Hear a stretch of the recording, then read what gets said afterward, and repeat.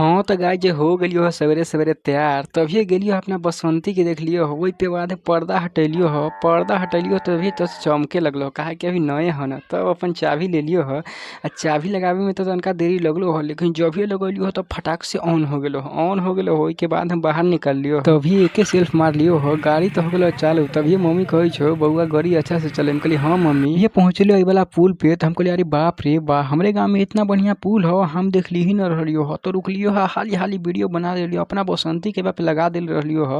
आ फेन कहलियो हो पूरा चारों ओर देखा धान के खेत आ पानी सब भी दिखाई दे रहल हो आ रोड तो देखे में काफी अच्छा लग रहा हो फेन अपना बसंती पे अलियो हो अब बैठलियो हो आ एके बेर स्लेटर दबेलियो हो आ पहुंच गेलियो हो पंचर बनावे तभिए ई कहै छो पंचर बनावे वाला तो सामान हेबे न तभिए भैया के देखै छियो रुके के तो नामे न लगे छै फाड़ देतो तभिए छोड़तो तभिए बंद कलको हो आ एके बेरी हम कहलियो भैया पंचर बनावे के बसंती के तो